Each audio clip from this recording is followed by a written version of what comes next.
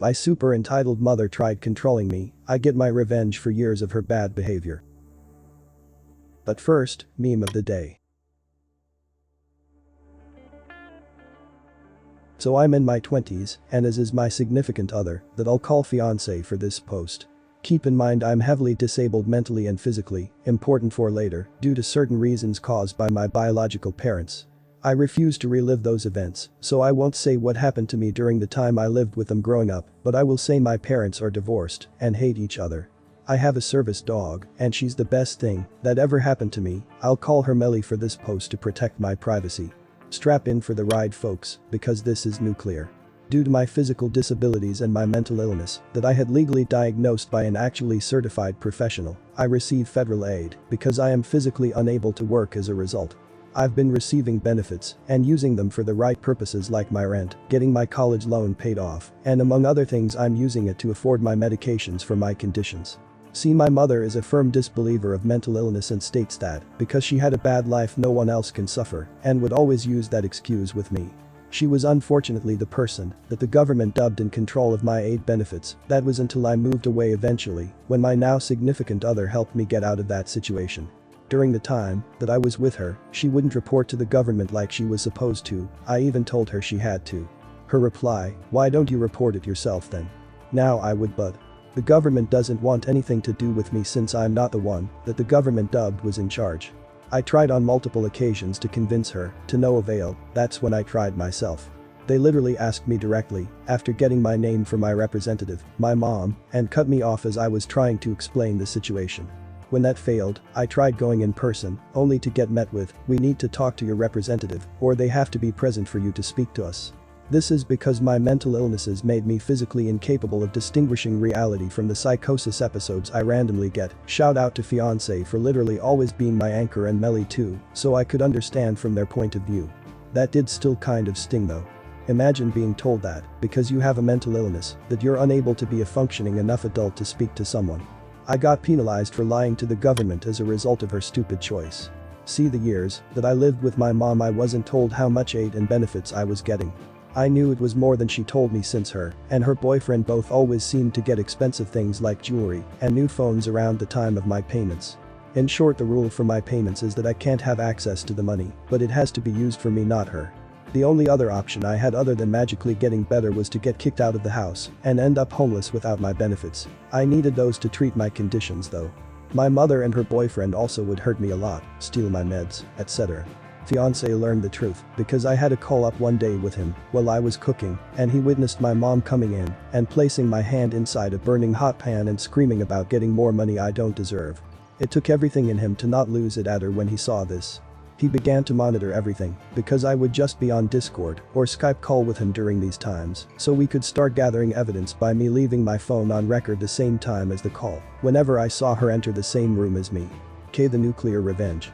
One of the ways my mother tried to tie me to her was she would get me in debt with anyone and everyone she could, such as doctor appointments, college, etc., by stealing the cash that I had hidden from her to pay for those things.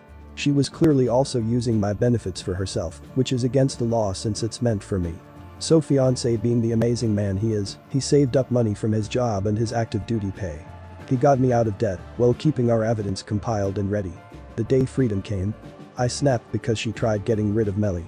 After about 2 years of saving and biting the bullet, fiancé paid off my biggest debt, so I was able to have enough room to be able to move out. He had me move in with him. We then had all the recordings from the past 2 years and turned it all in.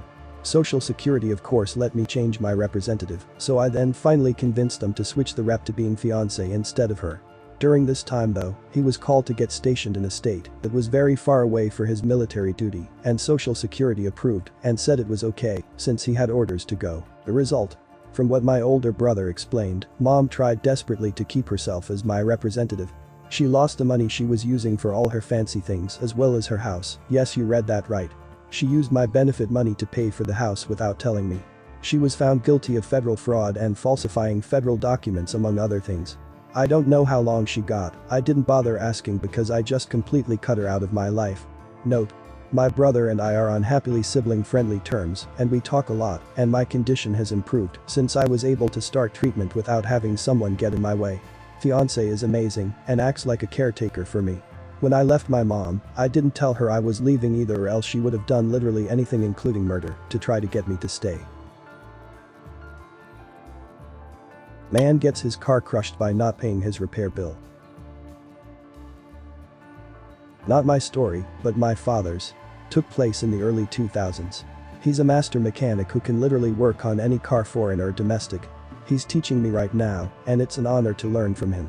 He's always run his own independent repair shop, almost as long as I can remember. And he told me this story recently that just seems perfect for this sub. So this guy comes in with a pretty nice Chrysler convertible to get his transmission fixed. He had to remove the transmission, disassemble, and rebuild it.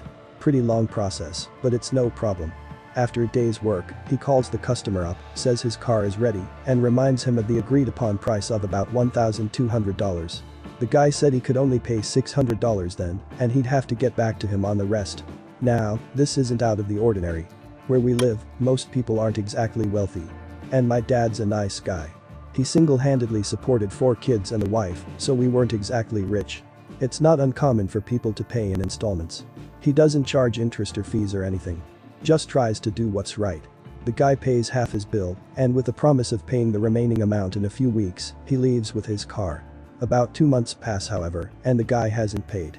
Hadn't even contacted my dad about any issues, or to say something like he lost his job or something. So my dad calls him up and asks when he thinks he'll be able to pay the rest of his bill, and I kid you not. This is how the convo went. Dad, hey, this is Dad's name. I was wondering when you'll be able to pay the rest of your bill. Guy, oh. Yeah. About that, I'm not paying it. Dad, surprised, what? Is something wrong with the car?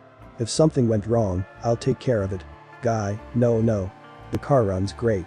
I'm just not gonna pay you. Dad, what? Why? Guy, well, I have the car now, so I don't see any reason to pay you. They went back and forth a bit before my dad realized it was pointless and decided to enact some sweet revenge. He calls up a local towing company and gives them the guy's address, license plate, and care description, and tells them to tow the vehicle to the county recycling center. He then calls up the recycling center and says, hey, you're gonna be getting a Chrysler convertible license plate from towing. When it gets there, I want you guys to crush and recycle it. And so, they do. Car was crushed and recycled.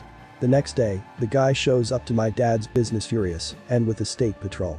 My dad explains the entire story, and the cops tell the guy that technically, the vehicle was moved, not stolen. The recycling center received recyclable goods and not stolen property, and now the car no longer exists as it's been recycled and thus was not a criminal manner, but a civil one. So the guy sues my dad, and once again, my dad explains the entire story, and amazingly, the judge says the same thing as the troopers and dismissed. It sounds almost unbelievable because it just seems so illegal, but if a judge rules in his favor, it's gotta have some merit by a technicality or something.